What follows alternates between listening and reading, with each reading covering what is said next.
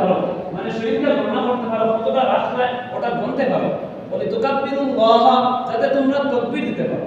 আলামা হাদাকুম, যে পথ আল্লাহ পাক, যে সৎ পথ আল্লাহ পাক রব্বুল আলামিন আপনাদের আমরা দেখাইছেন, এর প্রতি আল্লাহ তাআলার কাছে তাকবীর দিতে পারো।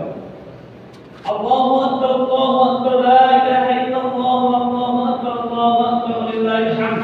এই যে তাকবীর যেটা আছে, এটা রাত্রে থেকে লইয়া ঈদের দিন পর্যন্ত বেটাইন চল লাগি, এটা সুন্নাহ সম্বলিত একটা আমল, যদিও কেউ কেউ এটা মুস্তাহাব হইছে। ওয়ালাআল্লাকুম তাশকুরুন, যাতে তোমরা আল্লাহর কৃতজ্ঞতা প্রকাশ করতে পারো, শুকরিয়া আদায় করতে পারো। এই কথার দ্বারা এটা ইঙ্গিত পাওয়া যায় যে আল্লাহর শুকরিয়া আদায় করা। এখন আল্লাহর যে শুকরিয়া আদায় করতাম, এই আল্লাহর শুকরিয়া আদায় করতাম আমরা কি রকম আদায় শুকরিয়া করতাম? যে হুজুরের পাক সাল্লাল্লাহু আলাইহি ওয়াসাল্লাম এই শুকরিয়া আদায় করার পদ্ধতি স্পষ্ট হাদিসের মাধ্যমে আমরা জানাইয়া দিয়েছেন যে এই শুকরিয়া আল্লাহ পাক রব্বুল আলামিনের যে শুকরিয়া আদায় করতাম, এই শুকরিয়া আদায় করা হলো রমজানের শেষের দিন, অর্থাৎ ঈদুল ফিতরের দিন। হুজুরের পাক সাল্লাল্লাহু আলাইহি ওয়াসাল্লাম যখন মক্কা থেকে মদিনাতে হিজরত করিয়া গেছেন, তখন যাওয়ার পরে মদিনার মধ্যে দেখছেন মদিনার মানুষে দুইটা উৎসব পালন করে। তাই 1.5 বছর, প্রায় 1.5 বছরে এই দুইটা উৎসব লুকাইয়া দেখছেন। কেউ জিজ্ঞাসা করছেন না যে এই দুই উৎসবটা কিটা।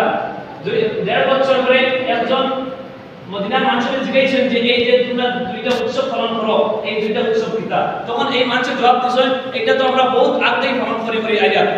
তখন হুজুর পাক সাল্লাল্লাহু আলাইহি ওয়াসাল্লামে কইছেন যে আল্লাহ এই দুই দিনের বদলা তোমাদের যদি আরো উত্তম দুইটা দিন দেন, তাহলে তোমরা খুশি হইবে। এই দিনের বদলা আল্লাহ পাক রব্বুল আলামিন এই দুইটা দিন, ঈদুল ফিতর আর ঈদুল আযহা, এই দুইটা দিন আমাদের উপহার দিয়েছেন।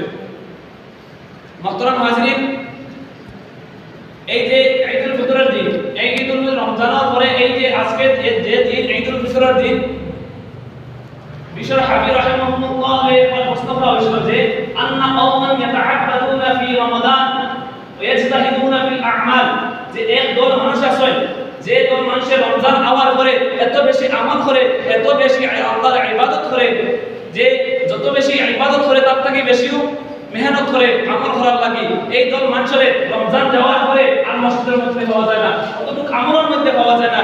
এই বিষয়ে কোনো কিছু হইতা বশের হাবিব রাহিমাহুল্লাহ এই প্রশ্ন করা হয়েছিল। তখন তাই তো আসে এই জবাবটা এসে যে আন্না হুম কওমান ইয়ারিফুনাল্লাহ ইল্লা ফি রমাদান, এটা ও সম্প্রদায়ের মানুষ, এটা ও সম্প্রদায়ের মানুষ যে সম্প্রদায়ের মানুষে রমজান ব্যতীত আল্লাহ পাক রব্বুল আলামিনকে চিনেন না, মানে রমজান ছাড়া তারা আল্লাহ পাক রব্বুল আলামিনকে চিনেন না, এটা ও সম্প্রদায়ের মানুষ। যখন হযরত ওমর ইবনে আব্দুল আজিজ রাহিমাহুল্লাহ যখন ঈদগাহর মধ্যে গেলাম, ঈদগাহ যাওয়ার পরে তাই যখন ঈদগাহ খুতবা পড়তাম